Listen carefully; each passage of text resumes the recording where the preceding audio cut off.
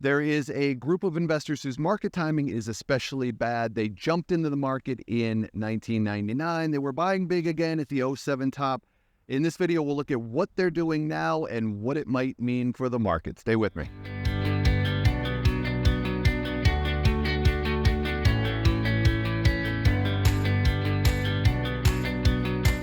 All right, guys, welcome back. I am in Korea now. This is Gwangali Beach behind me. This is one of the beaches near Busan, and I'll show you around town in a future video. But let me just show you where I was last weekend. This is a really cool temple called Haedongyeongkusa. This was built in the 14th century, rebuilt in the 1930s. The original temple got destroyed by various Japanese invasions. It's now, I'm told, the best place in Korea to watch the sunrise. Haven't been out there before dawn yet, but a lot of people come out here on New Year's for a sunrise worship. Very cool spot. And I have to say, I really like this Gwangali Beach. I keep pushing back my travel plans, so I'll show you around in a future video. In the meantime, let's talk about market timing. There's an old quote of Bob's that I think will introduce this chart pretty well. He wrote, "No crowd buys stocks of other countries intelligently." This chart kind of confirms that idea, right? U.S. equity holdings by foreign investors. First red arrow, that was the surge in foreign ownership in the late 90s. Major top, major bear market. A decade later, highest foreign ownership of the 90s or the 2000s, major top, major bear market. Again in December 2020. This one was early. Didn't mark the top in the S&P, but it did mark the top in those speculative sectors, SPACs, IPOs, meme stocks. All of those topped around that time frame.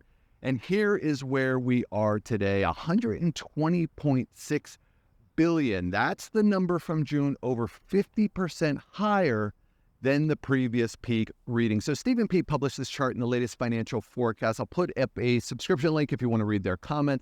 For my part, I just wanted to kind of give my thoughts on why we tend to see data like this. And the first thing to realize is that it does make some intuitive sense, right? The crowd always arrives late. Very few people care about a Tesla and Nvidia when it's trading at $1, but all of a sudden it quadruples in a year. It's making all the news and the crowd suddenly wants in. I think in some sense this dynamic is just kind of exaggerated for people investing outside their home country. They're simply catching wind of market trends even later than everyone else, and so their market timing is especially bad. Now, my second thought when I see charts like this is that this dynamic certainly doesn't just pertain to U.S. shares, right? We can go back to the late 80s when the Nikkei was the market darling, and foreign investors, many of which were based in the U.S., were piling into Japanese shares, again, marking the top of a speculative mania. Now, the third thing is that we're only talking about crowd behavior here, right? That quote from Bob was, "No crowd buys intelligently." An individual,